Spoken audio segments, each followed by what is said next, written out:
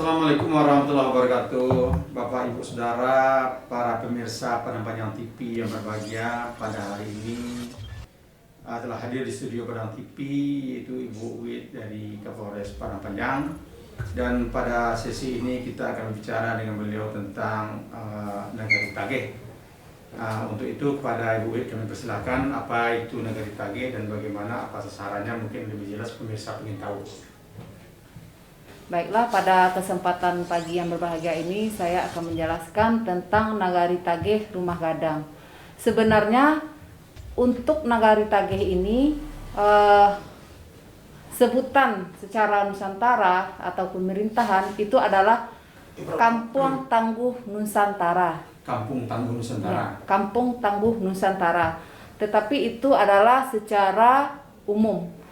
Untuk Polres Padang Panjang, Kampung Tangguh Nusantara ini diganti namanya dengan Nagari Tagih Rumah Gadang. Nah, Nagari Tagih Rumah Gadang itu untuk Kota Padang Panjang, kita di Kelurahan Busur, digandengkan dengan Kelurahan Pasar Usang. Dan untuk di nagari-nagari, contohnya di Batipuh itu di Nagari Andaleh, Batipuh Selatan itu di Nagari Batu Tabah. Jadi sasarannya Pak adalah tempat-tempat umum seperti tempat ibadah, pemukiman warga, swalayan, pasar, itu kita jadikan sebagai pilot project yang sesuai dengan protokoler kesehatan. Jadi untuk sekolah kita sesuaikan dengan protokoler kesehatan. Kita tahu sekarang ini kita memasuki kehidupan neonormal. Walaupun neonormal itu kehidupan kita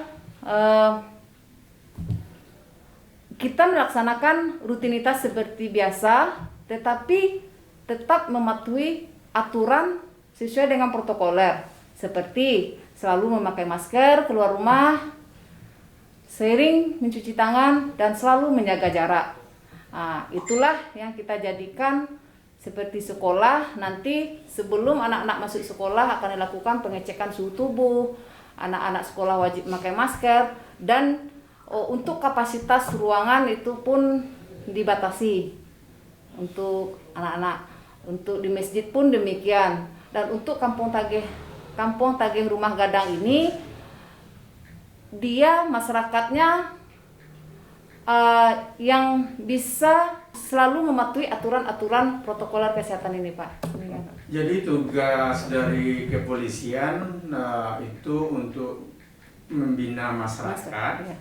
Nanti yang melakukan masyarakat.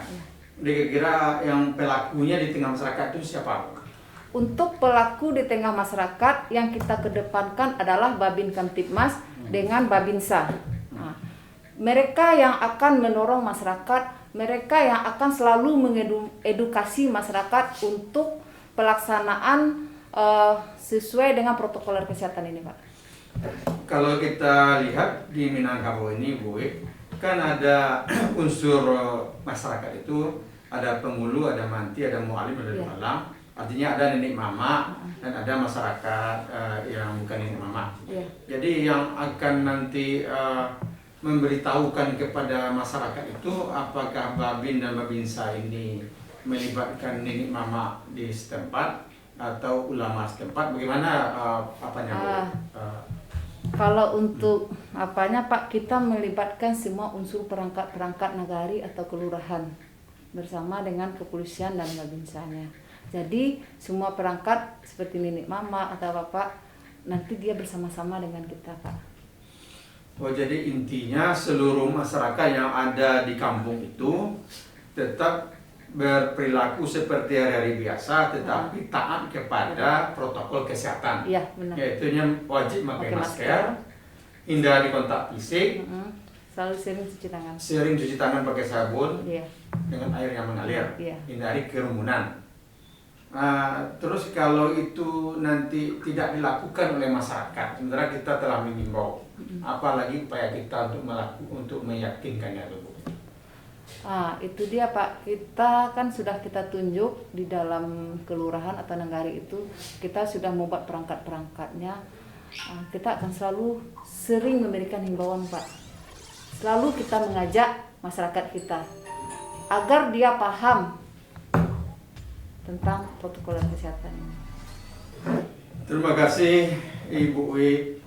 Demikian tadi pemirsa Panembahan TV telah sama-sama kita dengarkan apa itu Kampung Tagih Rumah Gadang yang ada di Minangkabau ini, yang tadinya turunan dari Kampung Tangguh Nusantara. Jadi tidak lain adalah ini upaya bagaimana seluruh masyarakat yang ada di daerah kita ini taat dan patuh pada protokol kesehatan. Seperti tadi ditegaskan, wajib pakai masker, hindari kontak fisik, jaga jarak aman, sering cuci tangan pakai sabun.